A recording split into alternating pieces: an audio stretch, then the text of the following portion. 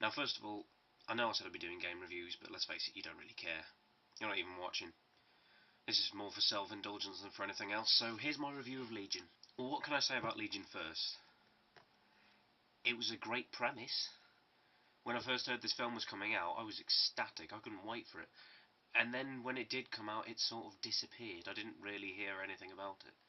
But I did some looking around. I looked for reviews and shit, and yeah, it didn't bode well. So I just thought I'd sweep it under the rug and leave it as a hopeful memory. Yeah, that didn't go too well either. In my hopefulness, I watched it, and it's quite a short film. It's only 90 minutes long, but that isn't the problem. 90 minutes is plenty of time to get your story out.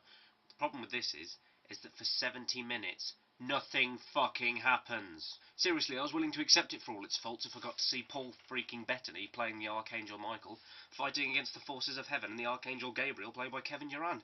But that takes up about 15 minutes. The rest of it is building up every fucking character's history. Spoiler alert, by the way. There was a nice bit with Tyrese Gibson's character when he first killed the demon granny. Fucking hilarious scene, by the way. Where he explains that after some scrutiny from Charles S. Dutton's character that, despite what people would think, him having said that he uses the gun for self-defense, that was the first time he ever fired the gun. And you could see it in the scene as well, because his hands are shaking when he's holding the gun.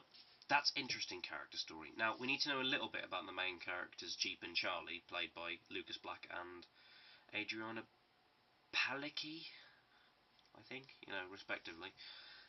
And maybe a little about Dutton's character, because he's just fucking awesome. But mostly Bettany, and we get about 5 minutes of his story. And then the rest of it, the boring characters get fleshed out for about an hour.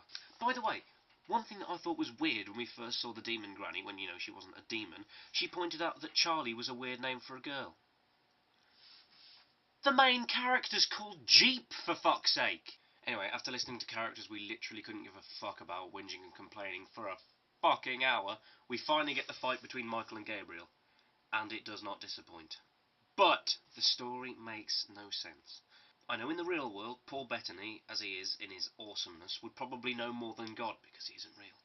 But in the story, you can't have him playing an archangel who knows better than God. It just doesn't make sense, and that is unforgivable. My other quarrel with it is that there's quite a lot of CGI in the film. Not that that's a bad thing, but you couldn't tell until 2 separate scenes. There's one bit where Gabriel falls off a cliff, and another bit where he falls off a moving car. I know, for a divine guy with wings, he does a lot of falling.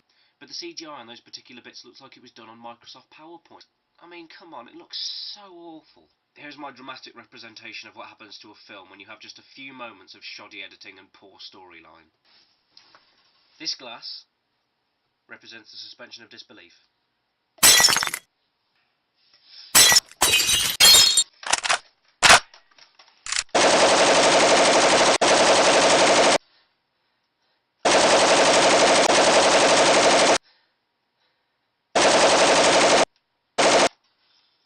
This is a classic example of a good idea being done like shit. It might be your kind of film if you like short action flicks, because let's face it, you can just fast forward past all the boring shit.